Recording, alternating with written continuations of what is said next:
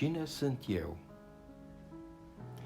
Iisus a spus: dacă vă vor întreba cine sunteți voi, spuneți-le: noi am venit din lumină, din locul unde lumina a luat ființă prin ea însăși, și suntem copiii ei și aleșii Tatălui celui viu.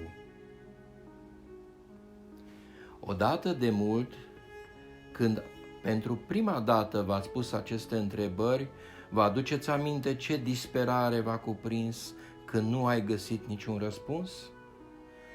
De fapt, cine sunt eu? Acest trup, aceste gânduri, dorințele și pasiunile mistuitoare. Dacă pământul făgăduinței este aici, atunci de ce mai rătăcim fără țel? Ce mai căutăm cu atâta disperare? Ce am pierdut și ce am uitat de-a lungul erelor? Ce este acest gol interior pe care nu suntem în stare să-l umplem? Ce este goana asta continuă? Viața aleargă fără răgaz către necunoscutul, care în mod repetat se sustrage din raza noastră de acțiune. Din țărână ești, în țărână te vei întoarce. Putem accepta asta. Care este rostul adevărat al vieții? Omule, cunoaște-te pe tine însuți și vei cunoaște pe Dumnezeu și Universul. Stătea scris pe frontispiciul templului lui Apollo, locul sacru al oracolului din Delphi. Cei ce mergeau acolo să afle ce le pregătea destinul și citeau aceste cuvinte nu înțelegeau că ele ascundeau un adevăr mult mai profund decât orice informație ce le-ar fi putut spune oracolul. Majoritatea oamenilor sunt încă inconștienți și prizonieri ai poveștii propriilor vieți. Ei sunt absolut identificați cu forma și răspund la întrebarea cine sunt eu cu date cu care ei se identifică: numele, ocupația, vârsta, relațiile, studiile, preocupările. Alții au integrat în mintea lor concepte spirituale și susțin că sunt suflete nemuritor sau spirit divin. Dar, dragi prieteni, câți oameni manifestă cu adevărat aceste concepte în viața lor de zi cu zi? Cunoașterea de sine este mult mai profundă decât înțelegerea și adoptarea unor concepte. Nu ceea ce spuneți sau credeți despre voi contează, ci ceea ce acțiunile și reacțiile voastre relevă. Degeaba spunem, sunt un spirit nemuritor, dacă la prima veste proastă legată de bani, mașină, casă, de familie, țâșnește în noi furia și ne cuprinde neliniștea. Pentru cine contează toate acestea? Pentru spiritul nemuritor sau pentru eul cel mic care suntem? Dacă ați fi absolut conștienți că sunteți spirit, ați rămâne fără reacție, complet vigilenți când vă confruntați cu situații dificile. Ați accepta situația și răspunsul ar veni de la ceea ce într-adevăr sunteți, de la conștiință și nu de la eul vostru. Manifestarea egocentrică presupune întotdeauna identificarea cu forma. Formele nu sunt numai materiale, ci și mentale și energetice. Ego-ul apare atunci când ființa, conștiința fără formă, se întreprătunde și se identifică cu forma. Rezultatul este uitarea de sine, separarea. Ego-ul este întreținut de mintea care vehiculează gânduri, emoții, amintiri, roluri, relații, crezuri și alte identificări personale. Unii oameni, din nevoia de a se cunoaște, apelează la psihoanaliză, care le oferă o cartografiere a tabloului lor psihologic. Ceea ce obțin astfel sunt o mulțime de informații despre personalitatea lor și nu este nici de cum cunoaștere de sine. Este conținut, nu esență. A trece dincolo de ego înseamnă a ieși din formă și conținut. Dar ce este dincolo de conținut? Ceea ce permite conținutului să existe, spațiul interior al conștiinței. Mintea umană crede că știe ce este bine și rău și categorisește astfel evenimentele. Dar aceasta este doar o percepție fragmentată asupra vieții. Când permitem lucrurilor să existe, fără a le judeca, înseamnă acceptarea existenței unui plan mai înalt, orientat către un scop superior. Sincronicitățile se întâmplă dacă permitem acelui bine mai înalt să se manifeste. Krishnamurti, marele învățător indian, a spus: vreți să știți care este secretul meu? Pe mine nu mă deranjează nimic din ceea ce se întâmplă. A fi în armonie cu ceea ce este înseamnă a nu opune rezistență interioară la ceea ce se întâmplă în fiecare moment. Prin asta permitem să se creeze în noi un spațiu interior în care se poate manifesta divinul, inteligența vieții însăși. Dar acest lucru nu se realizează ușor. Pentru asta ar trebui să ne menținem în permanență într-o stare de conștiință. De ce nu ne putem menține mereu în această stare? Adevărul strălucește în viața noastră, ce ne lipsește să-l realizăm. Poetul Rainer Maria Rilke a găsit expresia poetică care exprimă atât de profund acest mare mister. Gravitez în jurul lui Dumnezeu, în jurul turnului străvechi, și o fac de milenii întregi, și nu știu nici acum ce-oi fi, un șoim, ori o furtună, ori cânt ce în depărtări răsună. Cel care conștientizează că de milenii întregi gravitează din viață în viață, ca și suflet în jurul lui Dumnezeu, acela a ajuns la o frontieră. Acest om a devenit locuitor de graniță între două lumi, între două stări de conștiință, între lumea terestră trecătoare și lumea eternă divină. Deși mergem de ere întregi pe această cale, întrebarea "Cine sunt eu?" se conturează cu tărie și astăzi. Când omul își pune o asemenea întrebare, se găsește deja într-o stare de conștiință mai înaltă decât cea obișnuită. El a devenit un căutător. În căutările sale, el descoperă miturile legate de originea omului și de aspectele cosmologice ale creației.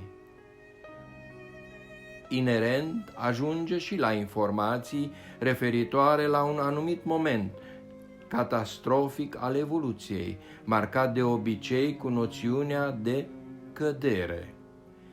Apoi află că omul este de fapt un microcosmos și înțelege că acest eveniment al căderii nu se referă direct la noi, la omul terestru, ci la microcosmos. Potrivit Evangheliei adevărului, Cauza a fost că relația cu spiritul a fost întreruptă și ființa de atunci, crezând că și-a încheiat călătoria, a ales să trăiască viața acestei lumi, destinate inițial a fi numai o stație intermediară. Această lume creată a devenit însă atât de atrăgătoare pentru om, încât și-a făcut scop din a trăi în ea. Astfel, mișcarea, în loc să continue să fie ascendentă, s-a format un fel de buclă în manifestarea evoluției sufletului. Sfera de existență nouă aleasă a înlocuit sfera vieții divine, ce i-a fost destinată conform planului inițial.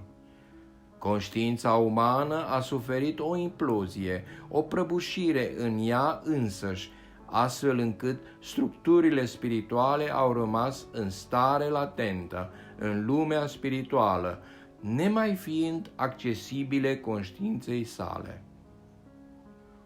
Doar scânteia divină, atomul primordial, numită și roza inimii, a rămas în centrul microcosmosului, ca un ultim vestigiu al lumii spirituale de care în realitate aparține. Acest atom primordial poartă în el întregul arhetip spiritual al omului divin și este totodată elementul declanșator pentru renașterea acestuia. Fiecare personalitate încarnată poate iniția acest proces de revenire. Radiația vieții divine intră în noi prin punctul de conexiune al inimii, prin scânteia divină, prin roza inimii. Fiecare atingere spirituală este transformatoare și se reflectă în noi, în toate structurile noastre. Dacă ne deschidem acestei radiații și menținem această conexiune, atunci lumina declanșează un adevărat proces de transformare în noi. Aceste impulsuri ne stimulează spre acțiuni care nu mai sunt rezultatul voinței eului, ci sunt însuflate de o inteligență superioară conștiinței noastre obișnuite. Personalitatea se schimbă. Gândurile, aspirațiile și dorințele sunt tot mai puțin îndreptate spre sfera acestei lumi. Omul începe să se simtă străin în această lume. Are loc atunci un fel de scindare la nivelul sufletului, ca și când omul ar avea două suflete. Viața lui începe să oscileze între doi poli opuși. Pe de o parte, aspiră către divin, îl recunoaște și începe să întrezărească prezența acestuia. Pe de altă parte, nu s-a eliberat încă de conștiința egocentrică care îl constrângea mereu la reacții nedorite. Este starea despre care vorbește apostolul Pavel când spune: văd binele și fac răul. Această stare specifică multor căutători aflați deja pe cale este extrem de solicitantă și se poate menține un timp foarte îndelungat.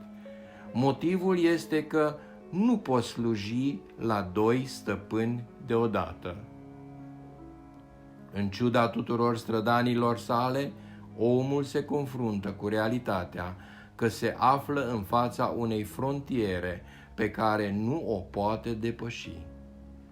Implicat de mult timp în această strădanie, înțelege toate acestea ca fiind propria sa luptă pe care trebuie să o controleze. Obosit și descurajat, el trebuie însă să recunoască că tot ce a întreprins până atunci pe cale, tot ce până atunci părea a fi evoluția spirituală, nu a putut să-l conducă decât până la frontieră, cel mult până în partea subtilă a acestei lumi duale. Omul atunci își dă seama că nu știe încă nimic concret despre adevărata lume spirituală și recunoaște la fel ca în poveste că regele este gol. Ce lipsește? Lipsește un element structural care să-i permită o conexiune permanentă cu divinul și prin care se va putea manifesta la un moment dat divinul. Este vorba de corpul de lumină, de veșmântul nemuririi, care poate fi țesut doar de energia subtilă provenită din lumea divină, printr-un proces care nu poate fi controlat de conștiința actuală. Astfel de recunoașteri devin posibile doar pe o adevărată cale spirituală. Acest moment, desigur, este un moment de răscruce. Dacă în loc ca ego-ul să lase controlul și să permită acest abandon să devină o binecuvântare, se trezește în el frustrarea care activează fenomenul de negare. Atunci omul se va lega și mai mult de această lume duală. Dacă însă, bazându-se pe puterea sufletului, omul se abandonează celuilalt, sinelui divin, atunci are parte de o trăire cu totul specială, o dăruire interioară față de o forță spirituală superioară, față de ceva necunoscut de el până atunci. Abia acum înțelege sensul cuvintelor lui Ioan Botezătorul: eu trebuie să mă micșorez ca celălalt să crească. Acesta este un moment decisiv pe cale, ca și cum am sări într-un hău. Omul natural își predă voința unei puteri pe care nu o poate înțelege cu propria sa conștiință. O astfel de predare radicală poate reuși numai dacă și după o serie de încercări și lupte interioare. Baza căii spirituale este întotdeauna credința în forța sufletului reînnoit, în conexiune cu Tatăl, cu sursa spirituală. Din această sursă emană o forță care nu poate fi descrisă în cuvinte. Este forța eliberatoare și transformatoare a iubirii divine. Lumina pur și simplu se revarsă la fel ca apa, peste tot unde îți găsește loc, ca un râu, ca un fluviu. Sarcina omului este doar de a crea condiții care să permită luminii să curgă și să se manifeste în structurile lui. În această putere, omul renunță la orice strădanie, inclusiv la strădania de a fi bun. Bunătatea omului vine din voința eului. Este doar un rol în spatele căruia se ascunde în mod subtil dorința de control, dorința de putere. Adevărul și forța rozei din inima noastră este însă fără limite, doar există și radiază, fără nici o constrângere. Această dimensiune pentru natura veche este necunoscută. În această stare, cuvintele nu mai ajută. De aceea este necesar să devenim tot mai conștienți de cele ce se întâmplă cu noi, de forțele care încearcă să prindă viață și să se manifeste în noi. Deschiderea spirituală este una cu permiterea. Asta nu înseamnă că personalitatea umană este de acord cu orice, înseamnă doar că nu mai opune rezistență și trăiește în prezentul etern, care este poarta către nașterea omului suflet-spirit. Aceasta este starea în care inima ajunge la un asemenea grad de autopredare care face ca eliberarea să devină posibilă.